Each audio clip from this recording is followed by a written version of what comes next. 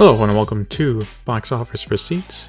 I'm your host Tyler Callahan, and we got a good amount of news in this episode as we have the latest box office numbers, strike updates, and Taylor Swift is heading to theaters.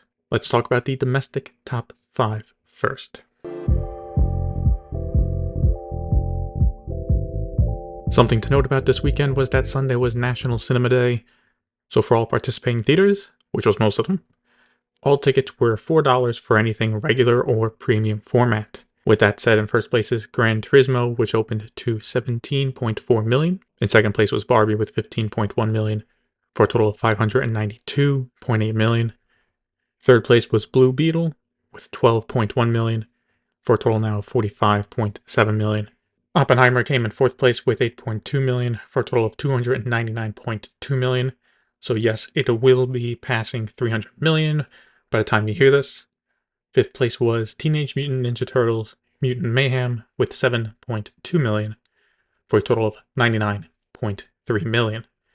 And the latest Liam Neeson movie, Retribution, opened in eighth place with $3.5 million. So for Gran Turismo, that is not a great opening at all. Sony promoted the hell out of it, at least in theaters. Like almost any time I went to the theaters this year, there was a trailer for it playing. And this does include the preview showings that they were doing the past 2 weekends. So it's not a normal weekend number, it's just straight up, here's 3 days, that's it.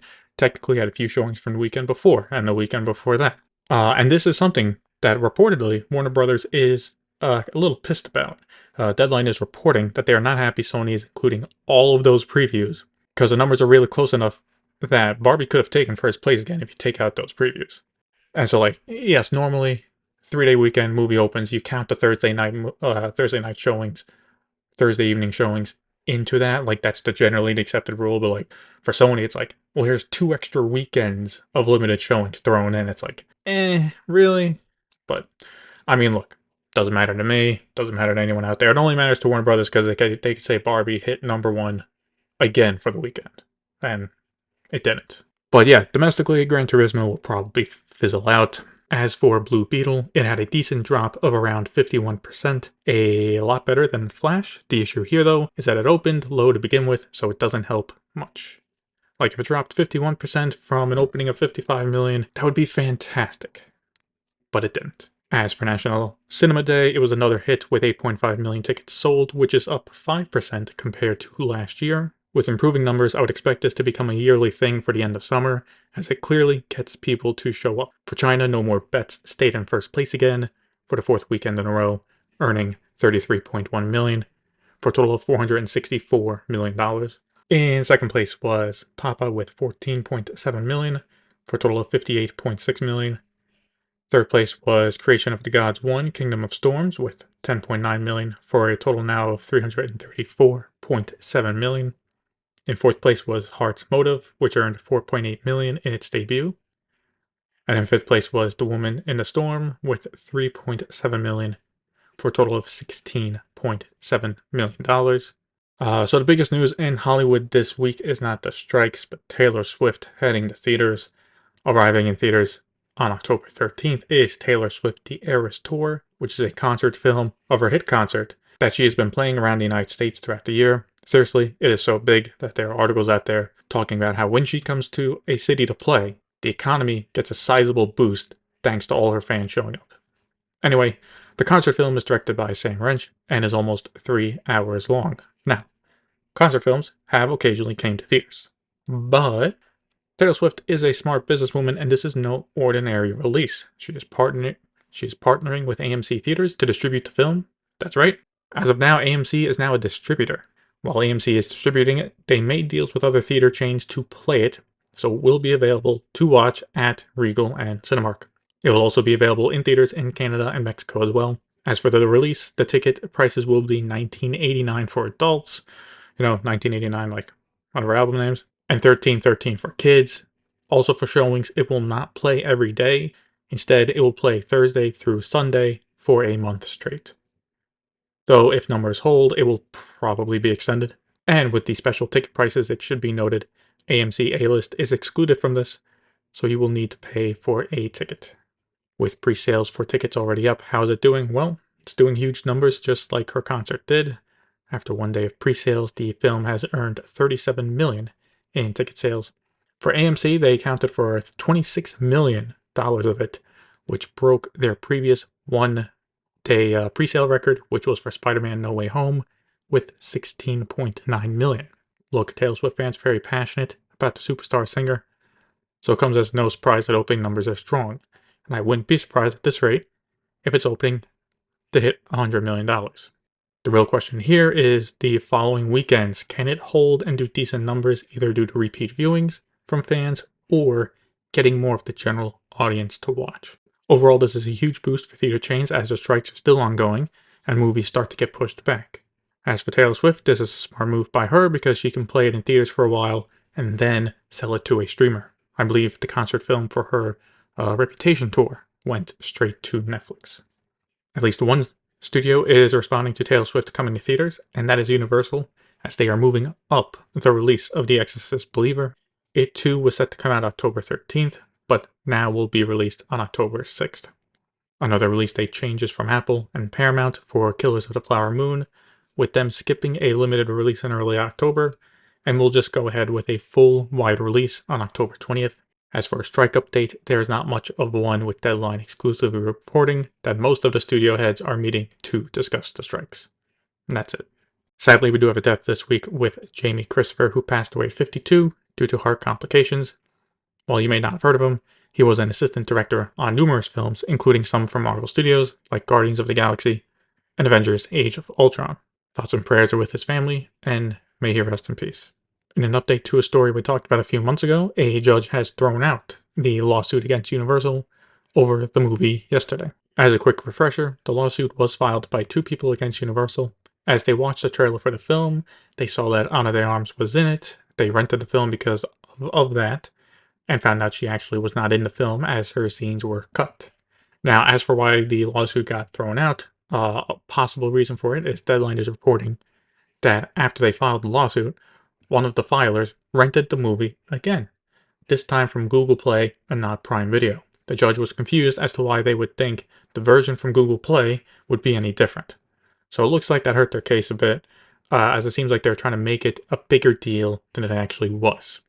Personally, I'm not surprised that this case went nowhere, and I'm curious, did they even try to get a refund from Prime Video first? Like, if they got like, hey guys, you go to Amazon support, they make a big fuss. If Amazon's like, sorry about that, here's like $5-10 credit for Amazon, like, would that have been enough? Or did they even try that first? Like, did they try to get compensation? I don't know. This lawsuit was kind of silly to begin with. Over at Disney, the VFX workers at Walt Disney Studios are looking to unionize, with them requesting to join the IATSE union. This is the same one. VFX workers at Marvel Studios are looking to join as well. Should note that if this goes through, it does not mean all VFX workers on a Walt Disney film will be in a union, only the ones employed directly at Walt Disney Studios. Any outsourcing work the studio hires for a film would still be non-union. The Venice Film Festival also happened this week, where Tony Leung received a Golden Lion for Lifetime Achievement Award. As for what's next for him, he has a film coming out at the end of the year called Once Upon a Time in Hong Kong, also titled Goldfinger, where he stars alongside fellow Infernal Affairs star Andy Lau. Looking forward to that one. Also at the festival, both Poor Things and Ferrari got standing ovations from the audience. Both films are set to come out in theaters in December. Neon also used this week to release the first trailer for Ferrari, and it looks good. I'll probably give it a watch. Another trailer released this week was a teaser trailer for David Fincher's latest film, The Killer, starring Michael Fassbender. I'm a big Fincher fan, so I can't wait for this.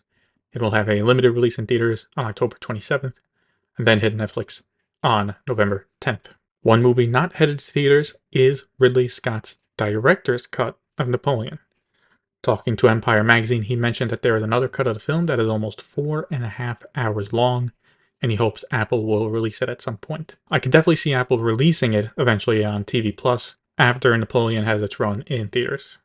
Right? So Napoleon goes to theaters. When Napoleon hits Apple TV Plus, they might be like, hey guys, you can have the theatrical version, or you can have the special 4.5 director's cut, you pick. Let's start off with VOD Premium with Max, as the HBO show The Idol has been cancelled after one season.